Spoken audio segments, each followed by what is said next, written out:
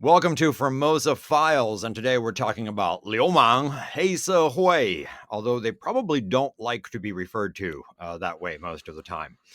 I'm talking about gangsters. They are ubiquitous in Taiwan.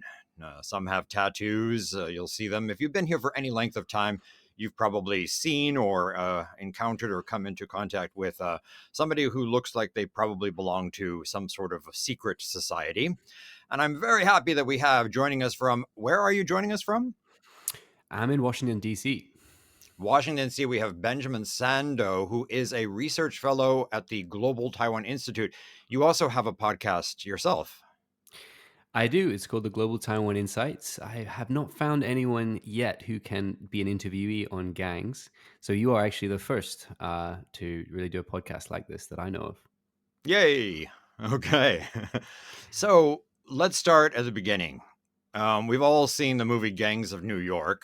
And in some ways, that's kind of how all of these things happen, right? So you're trying to protect your community.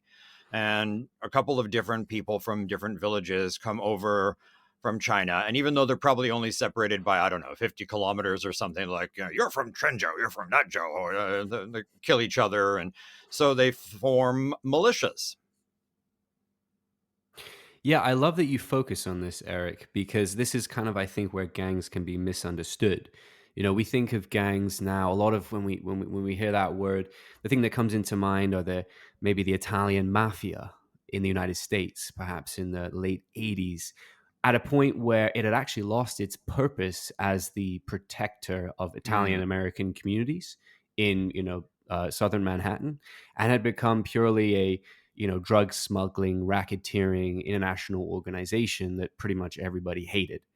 Now, as you point out, yes, gangs start out often as a vital part of the community, especially immigrant or settler communities, which have no recourse to go to authorities. In the case of Taiwan, you're talking about this is prior to Japanese, occupation. This is Qing sort of loosely governed Taiwan, which really had no police. Really, they had little oversight from the Qing mm. authorities. So these settler communities basically had to look after themselves, and that's where the original gangs came from. So tell me about this. You write about this 1853 three counties Trenzhou War.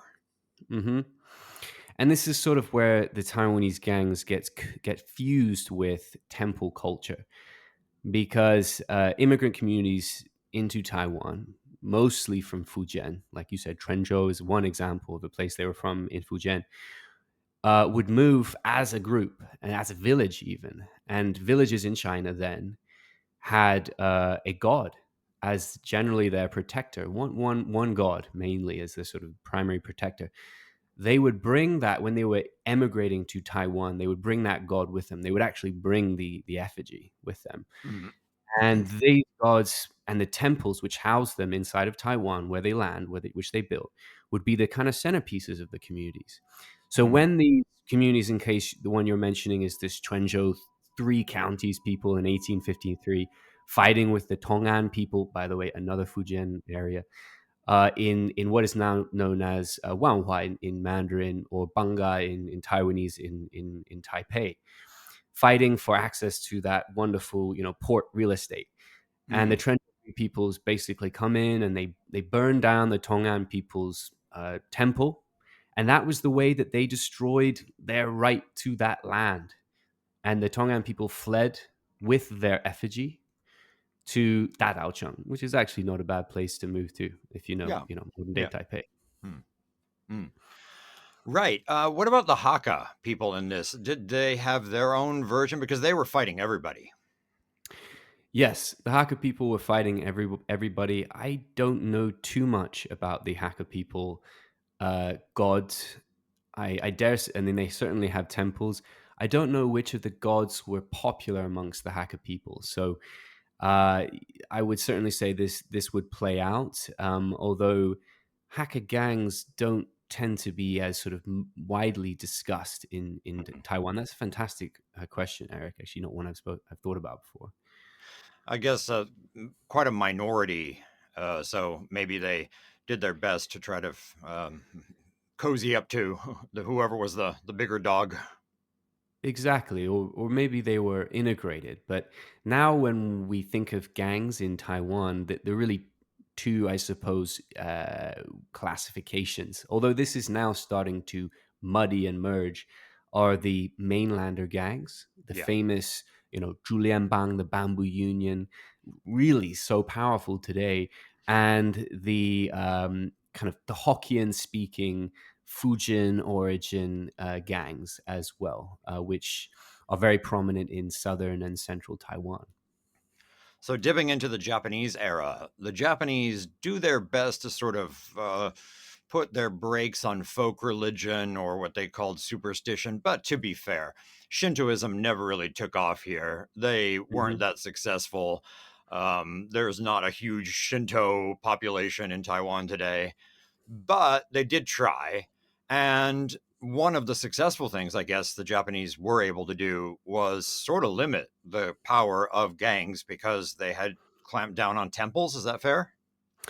Yes, right. I mean, of course, Japanese really ruled with a strong level of governance, something that I think these gangs had never seen before.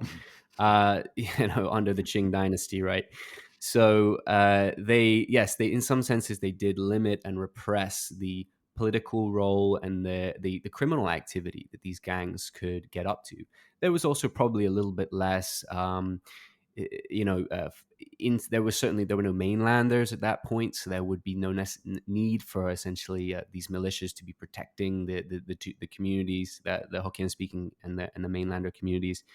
But yes, they were unhappy with temples, and they would try to limit the ceremonies these temples could put on, which would then in turn limit the power of the leaders of these temples. Now, one really interesting facet about Taiwan is that now and then leaders of temples became or were often also gang leaders. Hmm. Why? Because the center of the temple is the center of the community, and the community needed a militia. So the leader of the militia would often be a community leader, which would put them in that powerful position over the temples. Hmm. So, moving forward, the Kuomintang show up, and now we've got a whole new dynamic going on. We've Mhm. got the Bunsenren and the Waishenren. And so when I was growing up here in Taiwan, I had a friend and he was telling me about even like the 80s or the late 70s, where he was the son of a military officer in one of those military villages. Mhm. And he would get beat up at school, even though he had been born in Taiwan. He spoke Taiwanese and all that, but they Mhm. were still, considered different. So they would Right. band together, and it started off relatively harmless, stone throwing, and then, bicycle chains. And eventually, Mhm. even he claimed a death or two. Mhm. So that's just, juvenile stuff, but it got much more serious. And again, it is a reaction to clan warfare, sort of. Mhm.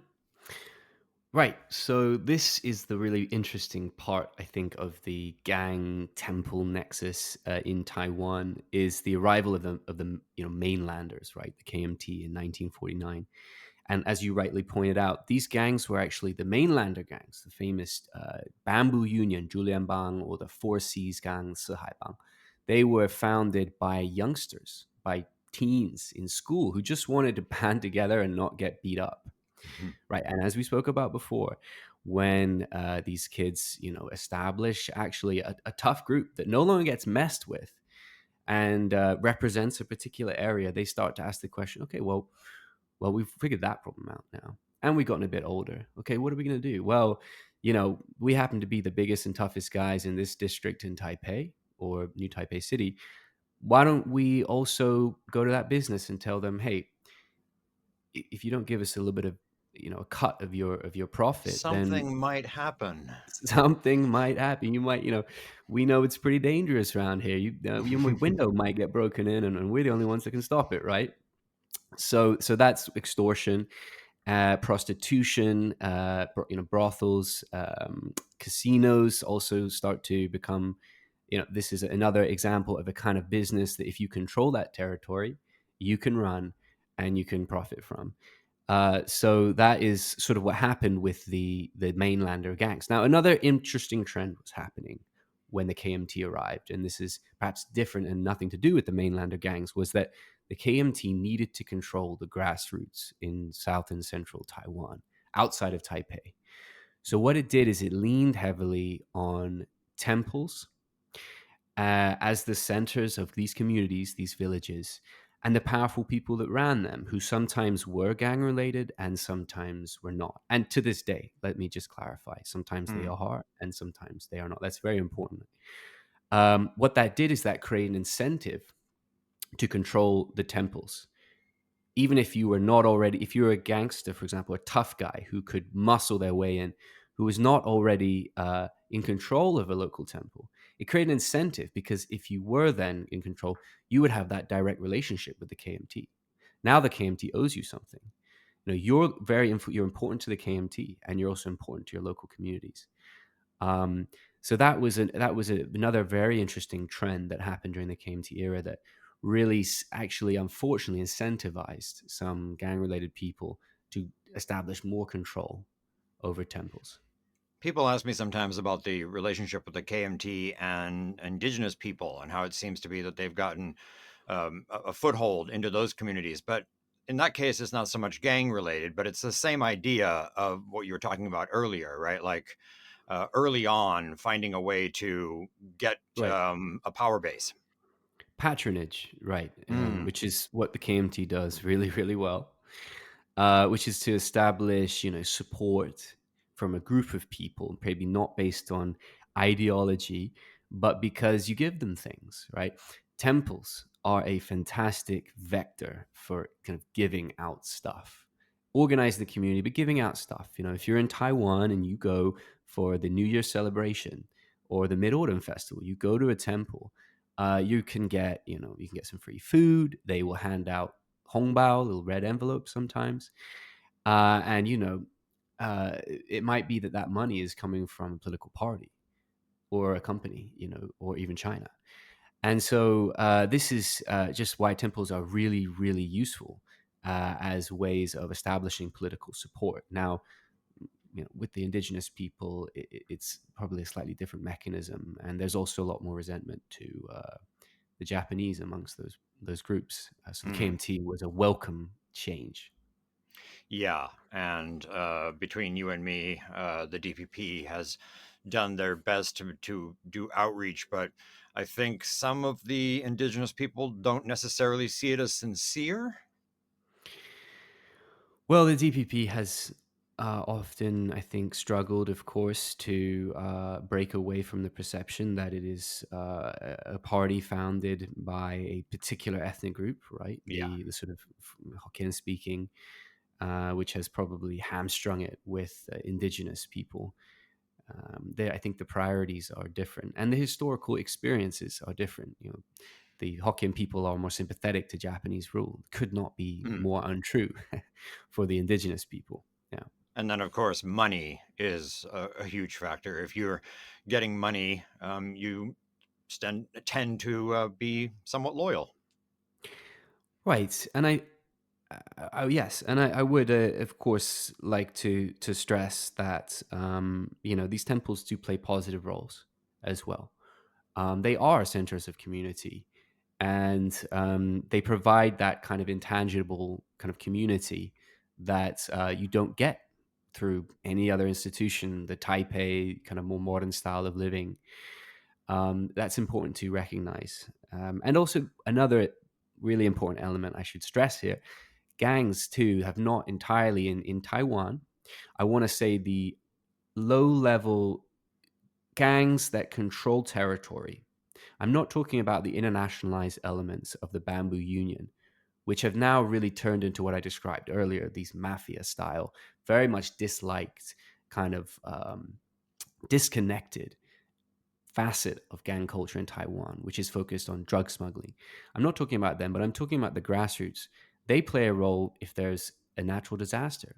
It might be that the tattooed, local heavy, who I don't know what his day job is, but he might be the first guy who comes around to your house to help you, shovel out the mud from the flood or something like that. Yeah. And We that's important. Yeah. we will get around to how it is that these people are almost essential to the community, and the police and authorities understand this as well. And there's like a tacit agreement between them, and we'll talk about that in a second. But Right. let's fast forward to when Taiwan starts to move towards democratization. And just as an arbitrary date, despite the fact that people screamed live for 10,000 years and he had streets named after him that were Chiang Kai shek live forever, he did in fact die in 1975. And after that, you start to see a lot more pressure. There are more elections with Dang Wai people. And his son starts to go, ooh, I need to consolidate power here a little bit. And he turns to temples. That's right. 90, of course, the death of Chiang Kai-shek was a massive factor. And also 1979, when the US switched its diplomatic recognition from Taiwan to China, shook the KMT regime, shook the authoritarian KMT regime, and forced a change in the tactics. Uh, I think the KMT had to start to adopt different strategies, carrots and sticks. What were the sticks? The KMT used the Bamboo Union to kill Henry Liu, famously, I think in 1984, who had published a displeasing biography of Chiang Kai-shek. They also, Jiang Jingguo himself, the son of Chiang Kai-shek, leaned into the temples as a way to gain legitimacy for his regime. So he went to Chao Tiangong, which is really probably the most famous, most storied Mazu temple in Taiwan, in Beigang, in Yunlin County, 10 times in the 1980s as a desperate ploy to sort of appeal to grassroots communities who the KMT was losing. And so that was an interesting sort of moment, a pivot in the KMT's sort of usage of gang and temple networks. So let's talk about that police thing for a second. I've been here long enough that I know gangsters. We've hung out, we've talked. They are very open about the fact that the society wouldn't work without this symbiotic relationship between them, and it seems the police feel similar. Um, is this just because, like you said, the police can't be in the community in the same level that they are? So I know, so let's say your neighbor or if you're all connected, then you go to your gangster guy and I got this problem, and they're Hmm. going to help you out. And the police Hmm. maybe are a bit grateful that the guy's taking care of the problem and they don't have to deal with it. Is that, how's this working? Yes, there's an element, of course, of the recognition of the role of gang. I think that's especially in the grassroots administrative level or the local administrative level. I'm going to tell you, Taipei, I don't think likes them. It doesn't even understand them, as people from Taipei tend not to really understand the local politics in Changhua or Taichung, right? I'm with you. Now, yeah. So there is an element of that. I think there's a secondary element of corruption. There is an enormous amount of gang involvement in politics. So there are gangsters who are politicians. Some very famous characters who are no longer in politics themselves. Yan Xingbiao, very Oh, famous gangster, we probably a need a household movie. name. Yeah, we need a We need a movie. The movie. Godfather of Taiwan. He is a fascinating figure who we could do a whole series on, right? Yeah. He is the chairman of the Dajia Temple, the Zhenlanggong Temple in Dajia, which is Taichung City actually, and he is a convicted. I actually don't want to misrepresent his crime here on the I'll he put a link in the. I'll just tell you he has served prison time, and he was Definitely. elected. He was elected in prison to the Legislative Yuan. He was a national politician elected while he was in prison. Another character, Luo Fuzhu, Mm, he is actually the founder of the Celestial Alliance, Heavenly Way Alliance, Tian Daomeng, which has its roots back to a failed attempt by the KMT in the 1980s, a failed attempt by the KMT in the 1980s to um, clean up politics. And all it did was essentially round up leading gang figures into a single prison on Green Island, whereupon they formed an even bigger gang called the Celestial Alliance.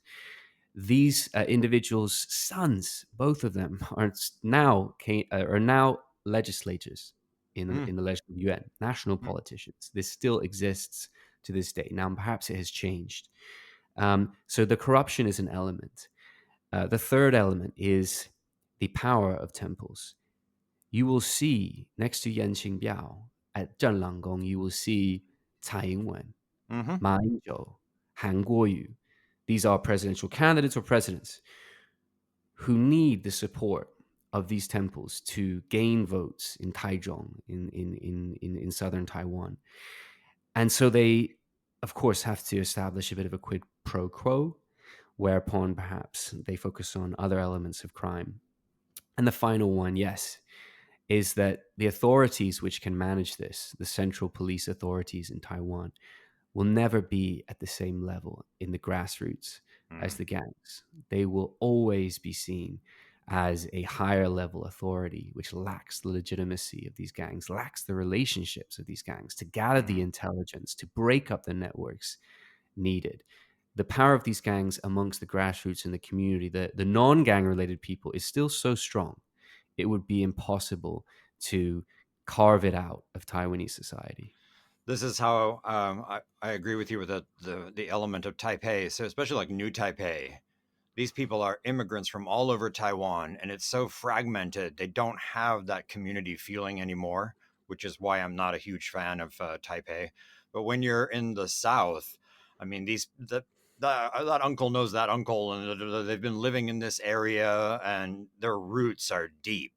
And so it makes perfect sense that you would go to, Mr. Wong over there who gets stuff done quickly, Mhm, quietly, mhm. and all that. And then there's donations to police associations, ambulances given to the EMTs, and these are sometimes donated via temples. Right. Temples, they are temples are a fantastic vector for donations. There's very little regulation of temples. The DPP has attempted and failed to establish a regulatory system that could allow us to really understand financial flows through temples. But the basic advantage of a temple for a donation is that temples accept cash, right? So Lovely. cash is king. You don't know where that cash came from, how it was earned, but it arrives at the temple, is treated as a donation, and can then be used for many things. It can be essentially laundered. And I just want to preface again, this is not all temples that do Hmm. this, but some. It gets laundered, so in the form of perhaps contracts that the temple can give out to a construction company to get something done that is owned by somebody perhaps who made the money in the first place. It can Hmm. also be used for donations, right, to a local community, which can be sort of tied up with a particular message. And this is where a lot of the concern about Chinese influence comes in. It has been observed, and in my own research, I found examples of sometimes Taiwanese Chinese, people who now live in China, who might have been born in Taiwan, who have businesses making money from the Chinese government, going to Taiwan and handing out money, handing out cash, or giving it to the temple, which then provides some kind of in-kind donation in the form of food. Yeah. This is a concern. Yeah. We'll get back to the China thing because that's fascinating and very spooky. But as we get into the 90s and we've started to embrace democracy to a much greater degree than ever before, the gangsters in many areas do start switching to straight up crime. But it is interesting, and you note in your article, Taiwan's Underworld, Part One, and I found this also to be true. they don't really like their main members engaging in violent stuff. That's not too cool. They get a xiaodi or a Hmm. younger guy to do it. And I even know a story of a person who shot a weapon, and then a younger person will take the charge for the older person. Now, the older person gets almost like banished or given a 5 year, time out by the gang, Hmm. because that's just not, you don't shoot a gun in a nightclub. That's bad form. But somebody has to take the charge, and then it's some younger guy, and then he gets rewarded later on. But this is a fascinating element of the gang culture here as well, where a real gangster, if and they'll come out and they'll say, yeah, I'm part of the. They have funerals that are attended by politicians, and they're not Hmm. hiding their affinity necessarily, right? But when it comes to violence in particular, they're not so into doing it themselves. That's right. So the 90s is a fascinating period where Taiwan suddenly democratizes.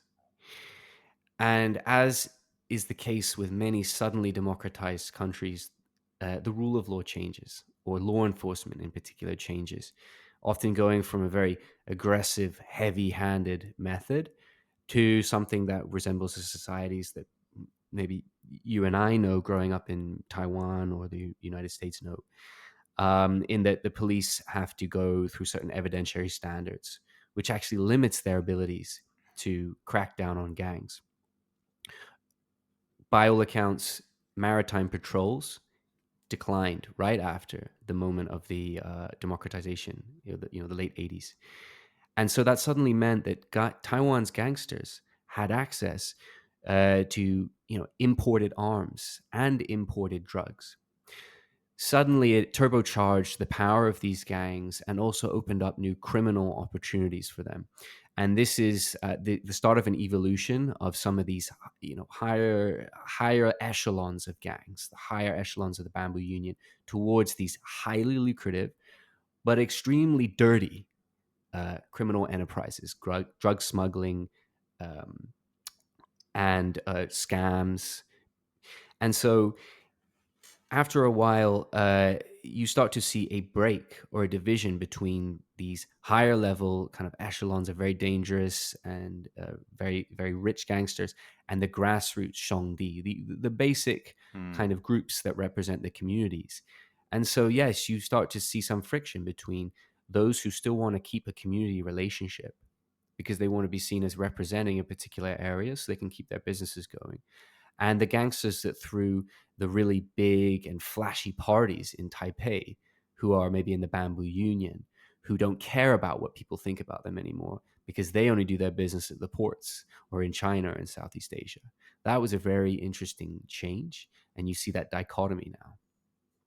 Hmm. Voting. I remember, let's say, 20 something years ago, being in Pingdong with just as a newly married person, and my wife's Hakka. They came to their village or home, and they were offering, this is, I won't say which party, they were offering 500 NT a vote. And I remember thinking, okay, that's not a huge amount of money, but it's not that bad. But then I was thinking, how do they ensure that this occurs? And since then, I've done my research and learned that they have a very uh, sophisticated system set up where the Lizang or whoever, they're counting this, they're holding up each vote and they're counting, and he knows or she knows who voted for what. How were the gangs involved in the voting process, and how are they still involved if they are? That's a good question, Eric. I can't say that that's been the focus of my research, but I would say if gangs are when gangs are involved in the vote buying process, the advantage that they have to certain elected officials or political parties is their ability to provide plausible deniability.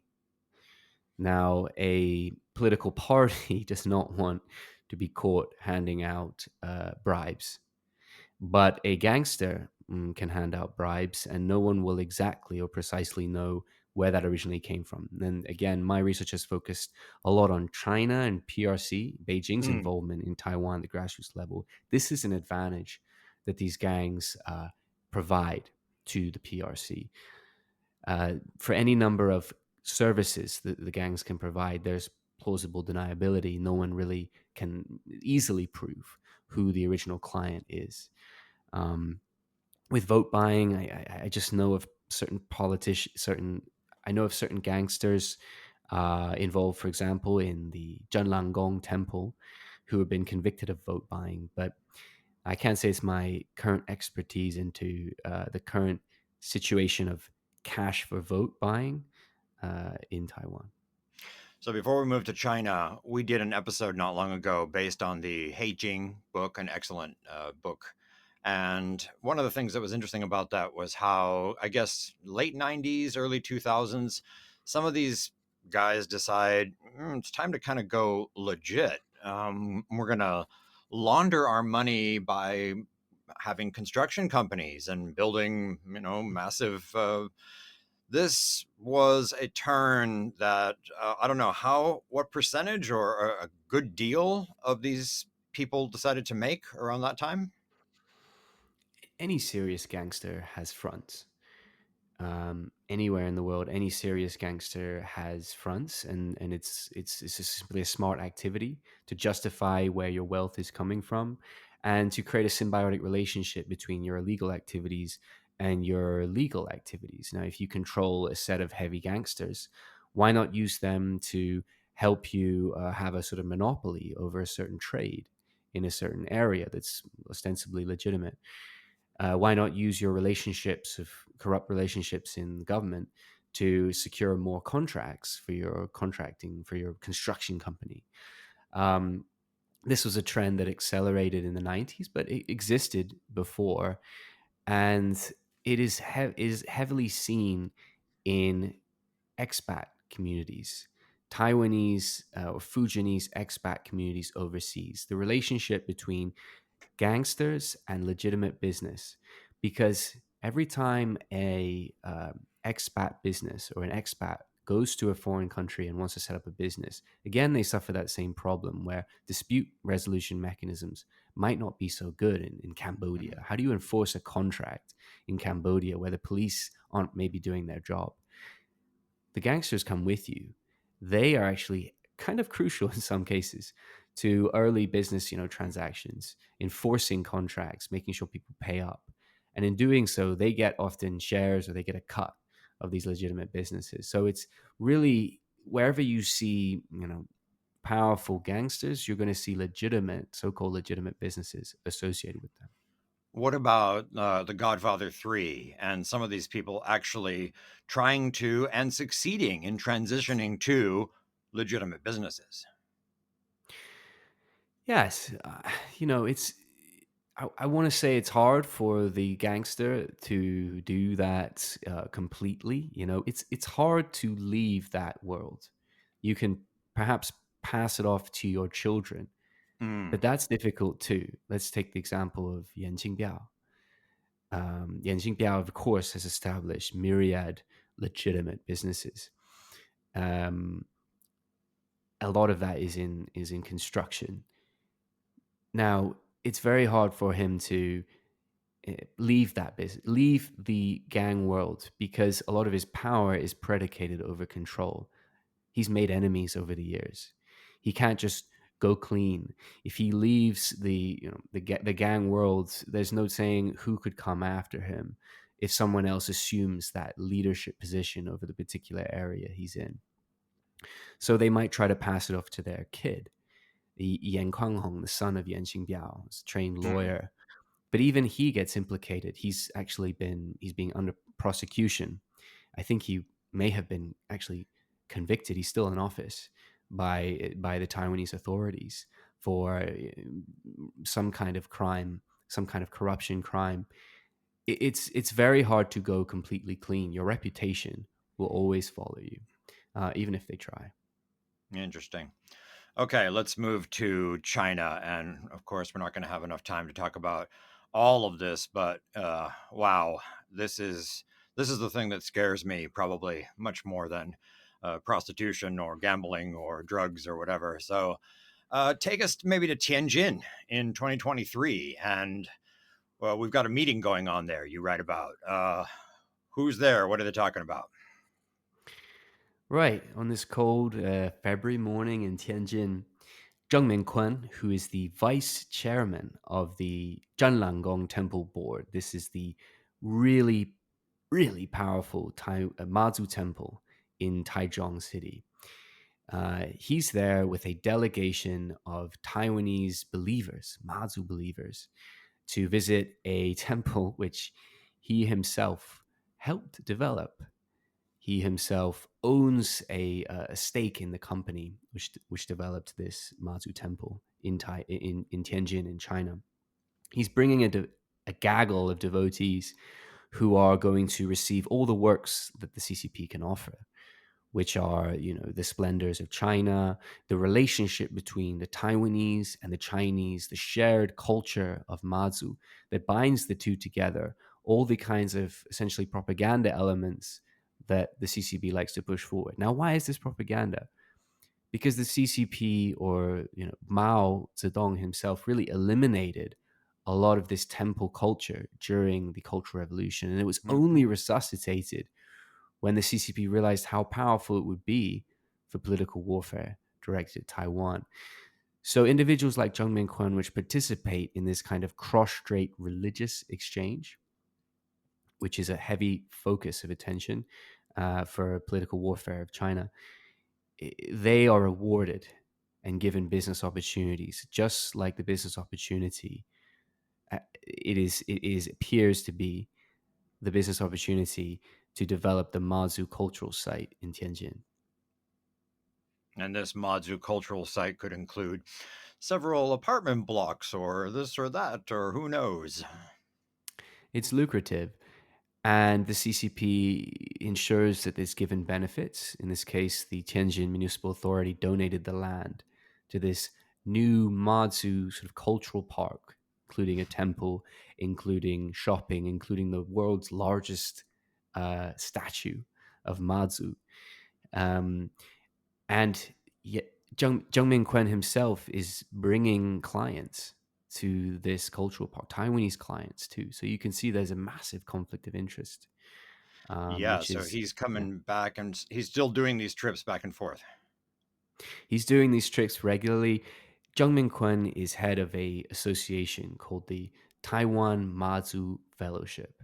Taiwan Mazu Fellowship is really organized by this Zhanlanggong temple, this powerful temple, um, which involves some 60 to, I want to say even more than hundreds of Mazu temples, organizing exchanges, bringing devoted Taiwanese citizens who often don't really know that the CCP or the PRC equivalent of the Taiwan Mazu Fellowship that's receiving them across the strait is under the apparatus of the United Front Work Department, or the Taiwan Affairs Office, which is under the United Front Work Department A of bit China. naive. A little bit naive, but these are just ordinary citizens, maybe ones who don't care about politics. And Hmm. they're told that this is not about politics either. This is about a shared love of Matsu. But And they for the keep bringing up CCP, the we are all one family, Chinese people love each exactly, other. exactly. And some have observed them, these participants being added to Line or WeChat chat groups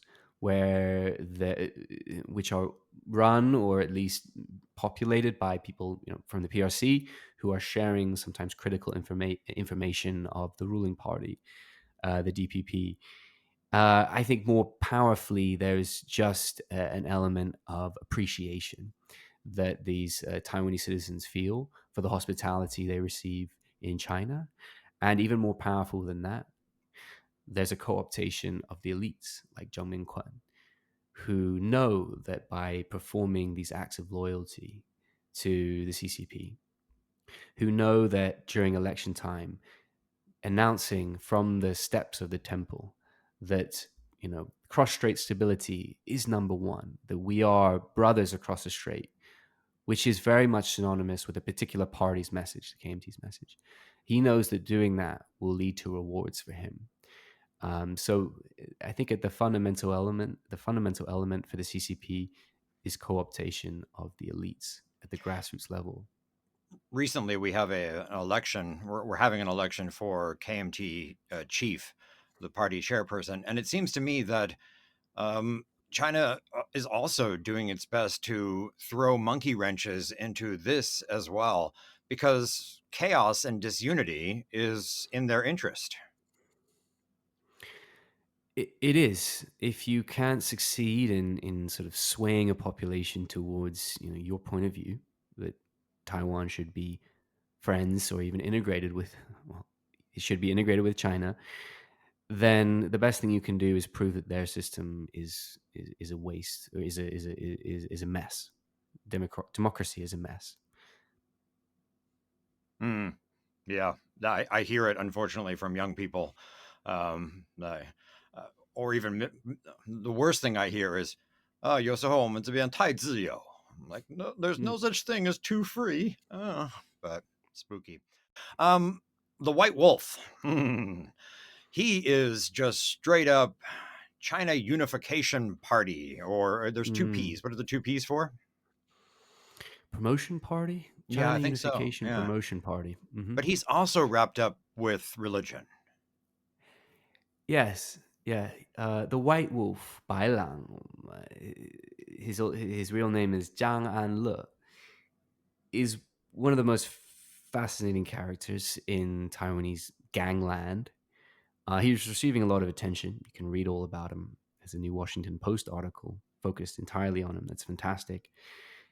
Zhang Anle is an example of the mainlander who arrives in Taiwan. He himself talked about wanting to protect himself from the Hokkien-speaking communities. He's a fascinating figure in that he later finds his way, even though he had humble beginnings, to starting a degree at Stanford, a master's degree at Stanford at some point, before he falls into crime. He falls into drug smuggling and spends 10 years in prison in the United States from 1985, I want to say, to 95, before being released, whereupon he flees to China. And this is a really, really fascinating element of gang culture in Taiwan. He flees to China because he can't live in Taiwan. At that point, I believe he was wanted. In many cases, Taiwanese gang leaders go to China for safety, for safe harbor, because the CCP authorities are permissive towards them. Permissive towards them because they know that gang leaders and the influence they have on gangs back in Taiwan is a source of influence. Luo Fuzhu is, he, as I mentioned him earlier, the founder of the Tiandao Meng. His career fell apart, fell into tatters, and under fear of being incarcerated in Taiwan, he fled China. I believe he was really never seen again after that. Zhang Anle, while he's in China, he becomes very close to the CCP authorities. By all accounts, he's an extremely charismatic and extremely intelligent person who got to know some of the senior leadership, including those involved particularly in political warfare, United Front work in China. I think in 2013. So he spends over a decade in China, at which point he founds the Chinese Unification Promotion Party, the CUP, and returns to Taiwan in 2013. He's a fugitive. So he is briefly, he's arrested, but for reasons I'm not entirely sure on, he is released. Perhaps his charges had expired, and therefore he is then free to work his influence magic over some parts of Taiwan, and we can talk a little bit more about what he does. He dresses in a Sun Yat-sen or even older Chinese style thing, and he makes no bones about what he believes in. He doesn't, and he doesn't need to. He's fully prepped. He's a fantastic example of a successfully co-opted individual by the CCP. It is interesting though that you can't just be a gangster or be a criminal and then flee to China and everything's okay. If you're not useful to them, they're going to put you in handcuffs and send you back to Taiwan.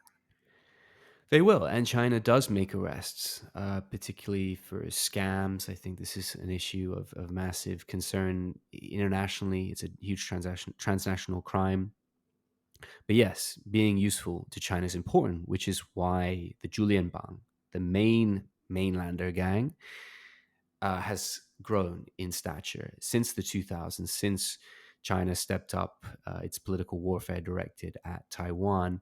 Meanwhile, the Cantonese triads, the classic triads, may be waning in importance to the CCP. Why? Because Hong Kong has been, in the eyes of Beijing, pacified. The Mm. national security law is taken effect. A lot of the opposition has unfortunately been defeated or at least driven out of Hong Kong, meaning that the support of the triads, who were necessary and extremely important during the handover in 96 And from also, the we're British. half responsible for the creation of the ROC. Right. And you'll also see that some of the ex-KMT soldiers who didn't leave China went down to Hong Kong and helped to form some of these triads. So a lot of these histories are interconnected. So the scams that you were talking about, a lot of them are Taiwanese Hmm. using perhaps Chinese money, setting up shop in Cambodia, and then attacking their own people. Right. I interviewed a very interesting gentleman who, when he was young, he's older now, he's actually in a PhD program, who was recruited to a gang when he was young. And he spoke all about the things that we've mentioned, the idea that young individuals, because of the fact that when they're under 16 or 18, the prison sentences they can receive are so diminished, are often used for certain elements of crime. But one opportunity that was offered to him that he didn't take, but his friend did, was to go to China and conduct scams directed at the Taiwanese. He said that they were particularly targeting Taiwanese teachers who are, quote, very trusting and Mhm. also have a very generous pension, which is a little bit sad that they're targets. But yes, this has been a really growing facet with the internet of international crime. And you can do some of this scam work from China directed at Taiwan. China, the CCP does not like, obviously, any gangs doing scams directed at the Chinese people. So you won't see those in China, but you might see them, like you said, in Southeast Asia, Cambodia, the borderlands. And China recently broke up of a powerful gang nexus, I believe, in Myanmar or Cambodia. Mhm. So going back to your thing about not all temples, you did some research that showed Mazu temples had a particular, I don't know how to put it, but leaning towards more likely to be in the China whirlpool. But then perhaps Guangdong or some of these others, maybe not so much. But you don't have solid evidence on this. The observation comes from the fact that Mazu temples engage in these cross-strait religious exchanges, these pilgrimages Mm. to particularly Fujian, to actually where Mazu herself was believed to have been born, Meizhou, much more often than for example, Guangdong, the red-faced god of war, god of business. And so the observation comes from that China has a greater interest in weaponizing certain Mazu temples. Along with that is the increasing power, political power of Mazu. In Taiwan, young or old Taiwanese really love this goddess. Hmm.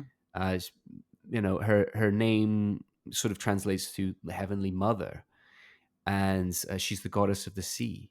Taiwan is an island that's an integral part of its identity. The Taiwanese, which arrived, the former Fujianese or Chinese who arrived in Taiwan, did so over the ocean and owe the They would success of bring a their little parent. figurine with them, and if they were successful, they would build a temple to her. Exactly. And so she has real sort of pop culture power now too. And the gangs seeking influence, seeking that informal clout over societies are all over that. And so these massive Mazu pilgrimages, which go up and down the country featuring millions of people, have only really, I think, incentivized the gangs to become more involved, and also the CCP to focus its attention on Mazu. So, who's funding this massive, one of the world's largest pilgrimages? I would say the funding is somewhat legitimate. It's deriving from donations and local businesses and believers. It's extremely, let's just say there's a lot of money going around. And if you follow this Mazu pilgrimage, if you go to the point where the Mazu effigy from Zhenlan Temple stops in front of a powerful local temple to pay its respects, you will see sometimes solid gold, trinkets, picture frames being passed out of that temple to the Zhenlan Temple, Mazu. And Generous. generous indeed. And there's so much politics behind it.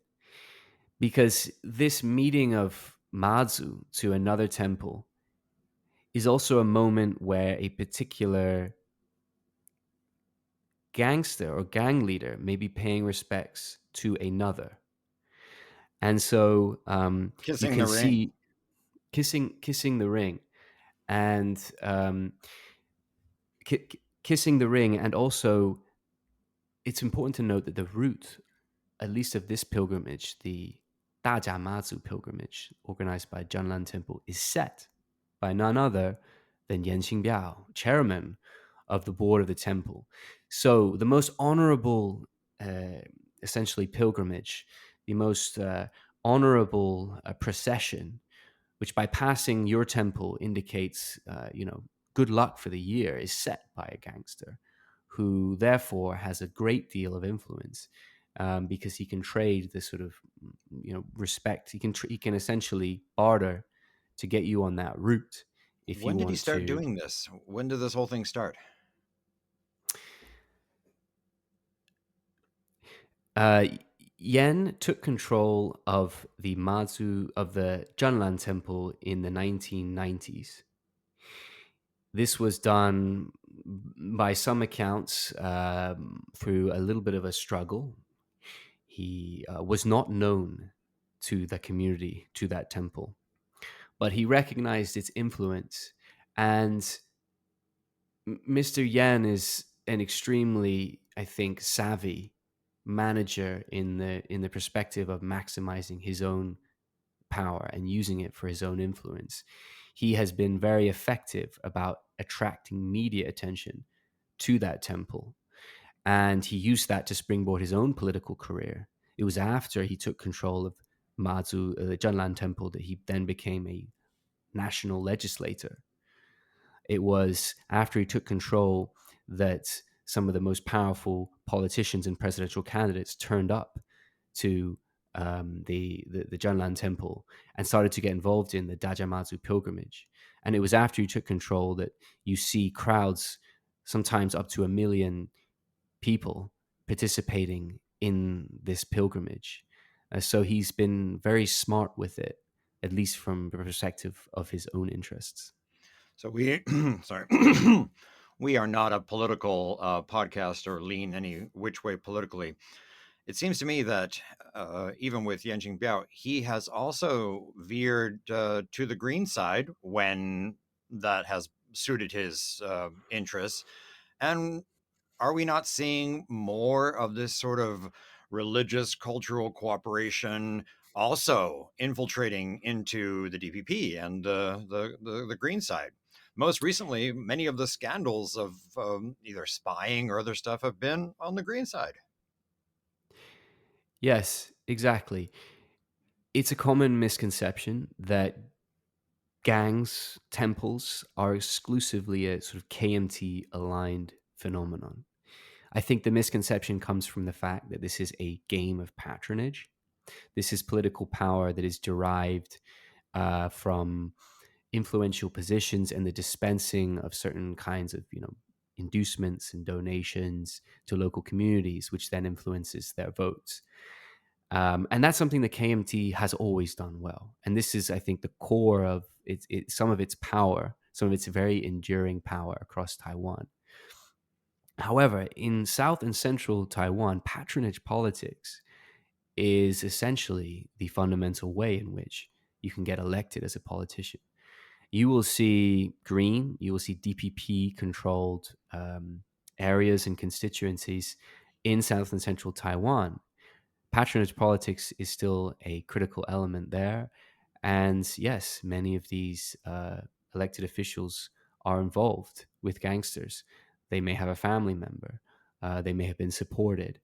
And the temples, of course, also play a critical role in their election. It is not just a KMT phenomenon, although, of course, when it comes to cross-strait elements and the use of gangs to promote a CCP narrative, that has tended to lean towards result in gangsters promoting votes for the pro-China party or the pro-peace or cooperation party, which is the KMT. Yeah, it would be a little bit difficult for an openly green person in China. I can see that. So, before I let you go, if you were suddenly given a magic wand to change things or set policy, what would you tell us to do to, I guess we can't eliminate this, but at least minimize the biggest danger, which seems to me to be the Chinese infiltration element? Such a fantastic question. Temple regulation is probably the most critical factor here. I mean, temples have established legal foundations which govern them, and they of course keep books. They have bank accounts. They have all the ingredients for oversight and regulation. There's just been a huge amount of resistance for this because it's seen as a culture clash for Taiwanese to have the government breathing down their neck in the Well, temple like level. churches in America not paying taxes. That's right. How could you possibly change that? And so it is a great challenge, a great policy challenge, but having some level of regulation and oversight on the finances of temples would fundamentally disrupt some of the key routes the CCP uses to funnel money into Taiwan, and also the fundamental routes that certain politicians use and gangsters use to launder money for nefarious purposes. The problem is anybody who's a legislator or a person in power probably doesn't want to make that kind of a decision because it would be against their own interest. And the DPP has picked a fight with temples before and failed. Most notably, under the Tsai Ing-wen administration, there was an attempt to clamp down on the harmful pollution effects of burning ghost money, Hmm. which, for those not familiar with Taiwan, is a form of donation one makes to one's forefathers, the deceased in the afterlife. The burning of this special kind of ghost money, it's not real money, um, is a way to sort of transfer money from your side of the world to theirs, so that they are wealthy in the afterlife. But it's these heavy sheets of yellow gilded paper, which, especially around major holidays, produces a lot of air pollution.